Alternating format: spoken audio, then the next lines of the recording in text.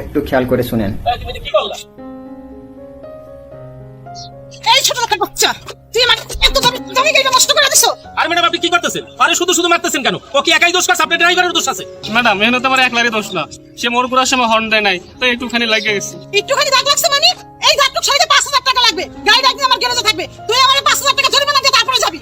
Madam আমি গরিব মানুষ, রিক্সা চালায় খাই, 5000 টাকা জরিমানা আমি কোথ করে দেবো? দয়া করে আপনি আমার মাফ করে দেন। তোরে মাফ করবো মানে? তুই 5000 টাকা দিবি, নালে রিস্কা আটকে রাখবো তোর। রিস্কা সাইড কর। আর ম্যাডাম এটা আপনি কি করতেছেন? আপনার কথা বলেন কেন? চুপ থাকেন। আয় সাইড কর রিস্কা।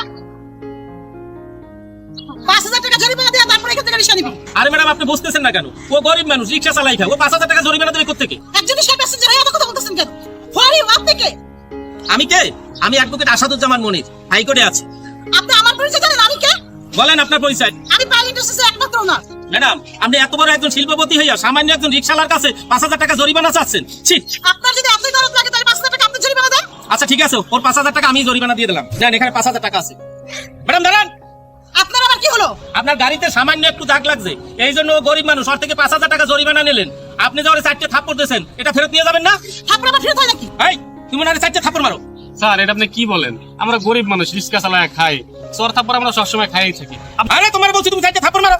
দেখেন আপনি কিন্তু বেশি বাড়াবাড়ি করতেছেন। আপনি যেহেতু 5000 টাকা জরিমানা নিয়েছেন, আর যদি আপনি থাপ্পড় খাইতে না চান, এক একটা থাপ্পড়ের জন্য 5000 টাকা জরিমানা দিতে হবে। 4টে থাপ্পড়ে 20000 টাকা জরিমানা দিয়ে যাবেন। একদম ঠিক বলছেন। রিস্কালা গরিব মানুষ, আপনি তাহলে থাপ্পড় দিবেন, 5000 জরিমানা নেবেন। আপনি হয় থাপ্পড় ফেরত নেবেন, নাহলে 20000 জরিমানা দিয়ে যাবেন। রিক্সাওয়ালা কি মানুষ না? আপনি 20000 টাকা জরিমানা দেবেন, নয়তো আপনাকে এখান থেকে যাইতে দিব না। দাঁড়ান আমি আসতেছি। নেন এখানে 20000 টাকাই আছে। কি ভাই বিচার ঠিক আছে না? একদম ঠিক আছে বিচার। চলো।